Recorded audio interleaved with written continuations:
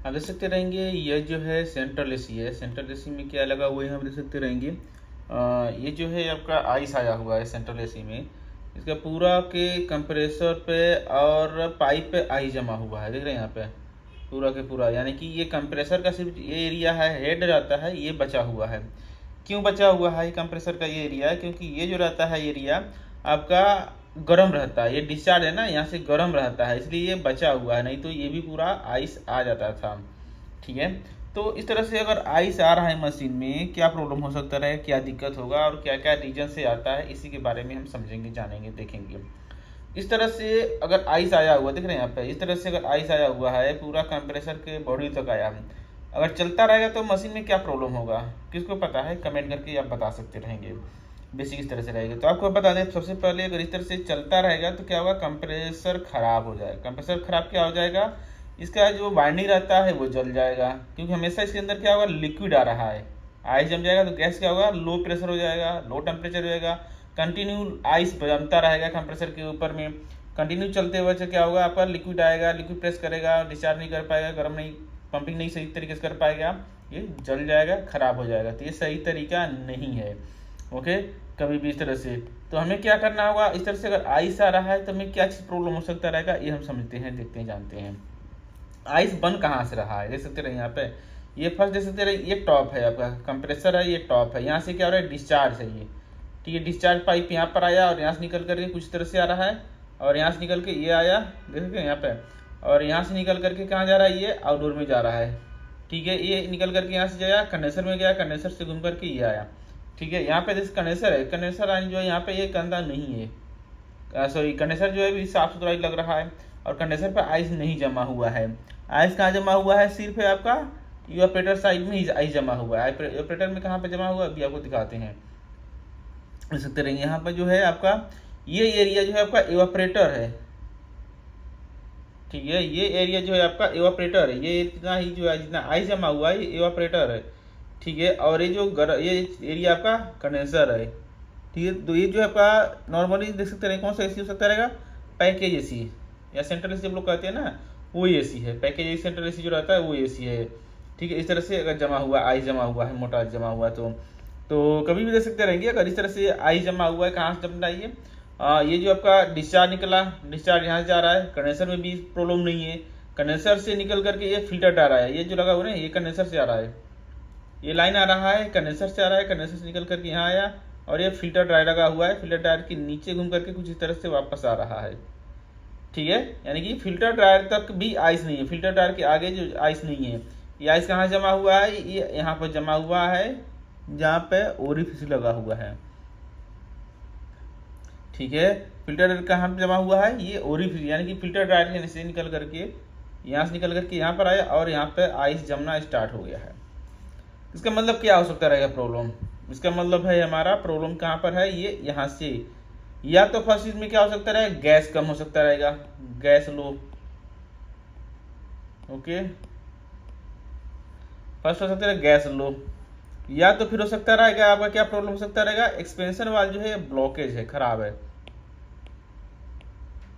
ये expansion valve है, ये खराब हो सकता रहेगा। तो ये कब मालूम हमें क्लियर चलेगा हमारा एक्सपेंशन वाल प्रॉब्लम है या फिर गैस कम है, कब मालूम चलेगा, ये चेक करने के हमें मालूम चलेगा कब, ये गैस को जो हमें पूरा आइस जो जमा हुआ है इसे डिफ्रॉस्ट करना होगा।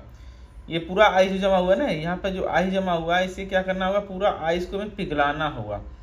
इसे में क्या करना है, एसी को बंद करेंगे, बंद करने के बाद क्या होगा, इसको आइस धीरे धीरे मिट जाएगा। आप जल्दी करना चाहते हैं इस पर गर्म पानी प्रेशर करिए, गर्म पानी वॉशिंग करेंगे, ये पानी से स्प्रे करेंगे तो क्या होगा, आइस जल्दी जल्दी डिफ्रॉस्ट हो जाएगा, निकल जाएगा, आइस धीरे धीरे क्या होगा, निकल जाएगा। ठीक है, अगर गर्म पानी स्प्रे करेंगे या नॉर्मल पानी रहता है अभी आप स्प्रे करेंगे तो निकल जाएगा, जल्दी निकल जाएगा, ठीक हो जाता है। ये हो गया है। तो जब गैस का जो आइस रहेगा ना, आइस का जो डिफ्रॉस्ट हो जाएगा, आइस जब पूरा पिघल जाएगा ये आइस, तब जाके हमें क्या करना होगा, यहाँ पे डिस्चार्ज और सक्शन, ठीक है, सक्शन दोनों में गेज लगाकर गैस चेक करना होगा।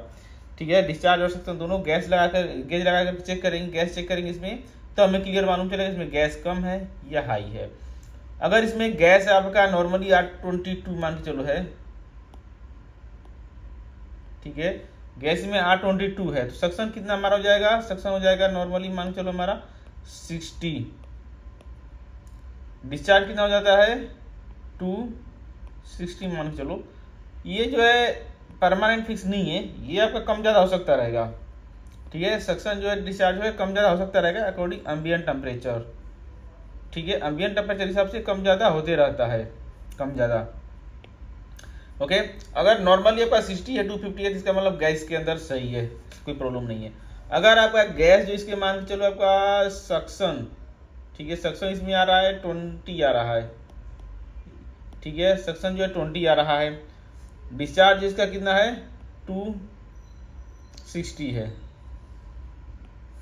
ठीक है, सक्शन इसका, सक्शन कितना है इसका 20 आ रहा है या 25 आ रहा है, डिस्चार्ज 260 है। इसका मतलब क्या है, इसके अंदर गैस कम है या ब्लॉकेज है।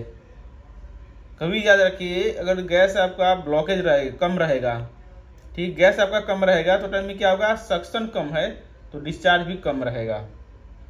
ठीक है, तो कंडीशन में क्या है आपका सक्शन डिस्चार्ज, आपका नॉर्मल डिस्चार्ज ज़्यादा है, सक्शन ओनली कम है।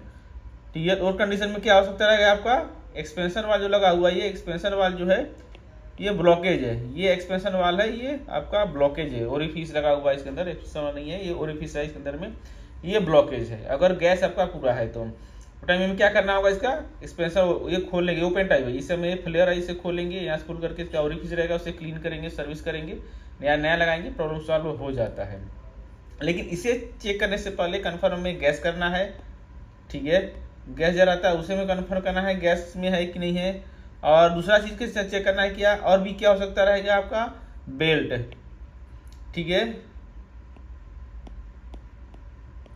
बेल्ट जो रहता है बेल्ट चेक करना होगा, इसके अंदर जो ब्लोअर रहता है बेल्ट अगर रहेगा, बेल्ट भी अगर खराब है तो टाइम भी क्या होगा आपका, इस तरह से आइस आएगा, प्रेशर लो हो जाता है, प्रॉब्लम क्रिएट करता है। फिल्टर ब्लॉक रहेगा तभी होगा। तो हमें गैस चेक करने से पहले ये सब चीज़ें हमें चेक कर लेना चाहिए, फिजिकली चीज़ें रहता है चेक कर लेना चाहिए। इसके अंदर में क्या है, हमारा गैस जो ब्लॉक है, फिल्टर जो साफ है कि नहीं है, ऑपरेटर ब्लोअर बेल्ट सब कुछ सही नहीं है, सब कुछ सही है तब जाके हमारा एक्सप्रेशन वाल खोलेंगे और चेंज करेंगे, प्रॉब्लम सॉल्व हो जाएगा। तो बेसिक इस तरह से आई सर तेज ही प्रॉब्लम होता है, रीजन होता है। फर्स्ट आपका इसमें ब्लोअर टाइप पे लगा हुआ है तो उसमें आपका बेल्ट टूटा रहेगा। दूसरा रहेगा आपका एयर फिल्टर जो रहता है उसका प्रॉब्लम रहेगा। ठीक है, फिल्टर हो सकता रहेगा, प्रॉब्लम हो सकता रहेगा। उसके बाद हो सकता है आपका ऑपरेटर गंदा है, डस्टी है, सर्विस नहीं हुआ लॉन्ग टाइम से। बेल्ट आपका डक्टेबल है तो डक्ट उसका बंद हो सकता है, का डक्ट अगर बंद रहेगा तभी प्रॉब्लम हो सकता रहेगा। ठीक है, ये सब चीज़ें होता है। अगर ये सब चीज़ें सही है तो हमारा गैस चेक करके कंफर्म हो जाएगा हमारा एसी का एक्सप्रेशन वाला प्रॉब्लम है खराब है। तो आशा करता हूँ जरूर कुछ इन्फॉर्मेशन मिला है। इस तरह से और जानकारी के लिए जुड़े रहे तो सब्सक्राइब करिए, वीडियो को फीडबैक दीजिए क्या अच्छा लगा क्या नहीं लगा। आज आपका दिन शुभ हो। Thank you for watching.